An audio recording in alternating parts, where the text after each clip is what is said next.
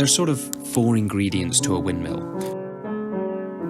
First is the blades, so that they can catch the wind and create the rotation. Second is something useful. Historically that was a couple grindstones, but currently it's something a bit more electronic, a motor, a gearbox. Third is the tower that it sits on, so that it's up in the air where the wind is. And fourth is not part of the actual thing itself, but it's highly recommended. Wind.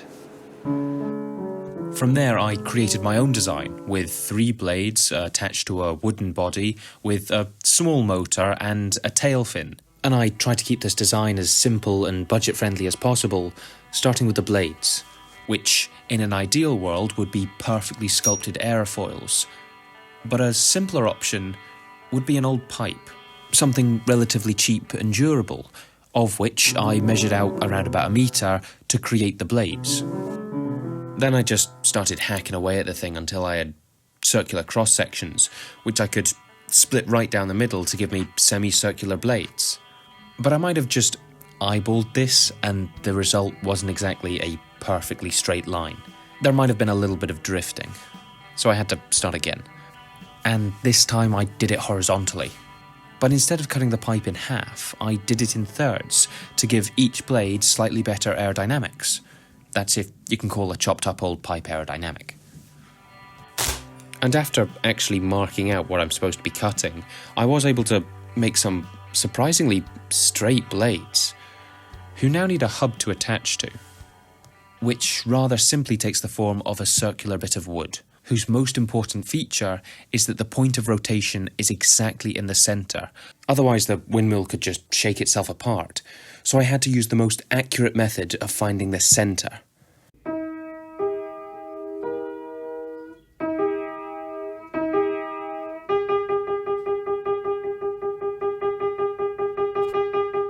And once I had this near enough centre, I was able to drill a hole for the hub and then use this point as a reference for each of the brackets that attach onto the hub that then attach onto the blades. Which, after seeing what the blades look like, I didn't really have a lot of hope in this thing spinning very fast, so the brackets are only held together with 2 screws, and the blades themselves only 2 bolts. The next thing I had to make was the body that everything is attached to, which in this case is just a block of wood with a bolt through it. It's not my best work, nor my best craftsmanship, but it'll work. Probably. I did then make a makeshift ball bearing without any balls and using only 3 washers, which should allow the body to spin into the direction of the wind with help from the tail, which in this case is just a plank of wood with a bit of cardboard on the end. And the next sort of issue is trying to find a way to allow the blades to spin, essentially. I did this using a ball bearing, which was just absolutely hammered into a piece of wood, which turned out better than I was expecting. And it probably will spin the motor, which in this case is a generator, but the initial plan was to have it directly attached to the blades.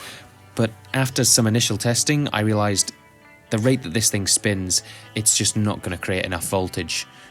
So I decided to move the motor and add a couple gears to increase the RPM, as the windmill, in comparison to the motor, is actually quite high torque.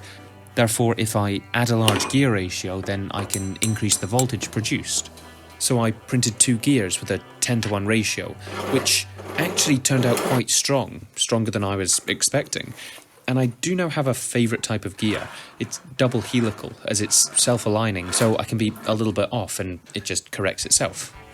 And after assembling everything together with some particularly precise friction fits, I added some pins to make sure it didn't spin itself apart. And then it was ready for some initial indoor testing. And I didn't really have a goal for these tests. I just assumed that as the motor was spinning kind of fast, it would make something like 12 volts, just because that's like the lowest rated voltage I've seen on sort of any device. Turns out it's a bit less than that. It struggles to make even 1.2 volts, both digitally and analogically, which I was kind of curious to see what that would actually power. So I went and found every single light bulb I could find, and then tested every single one, with absolutely no success at all.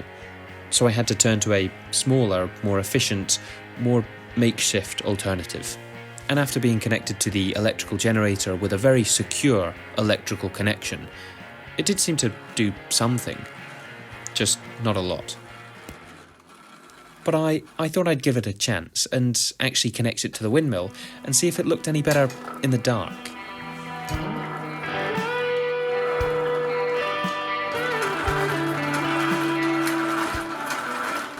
Which it didn't really.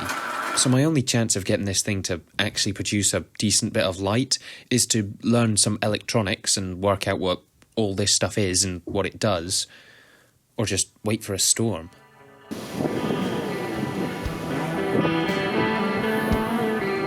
And now I can test this thing outside to see if it'll actually function, which means putting it on the tower, which in this case is just some old scaffolding with a base and a kind of squint pole. But it didn't really start off very well, as in it didn't really work at all. It would only spin if I spun it. But it wasn't actually that far off the ground, so I raised it a bit higher, but still nothing, until it actually started spinning.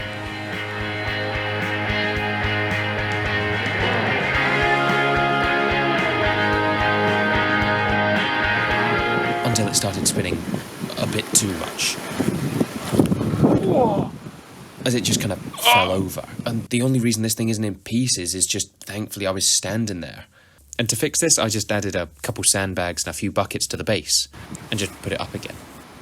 And I would say it was relatively stable and it was able to handle some higher forced winds, and it was spinning fairly fast, or at least a lot faster than I was expecting these old pipes to go.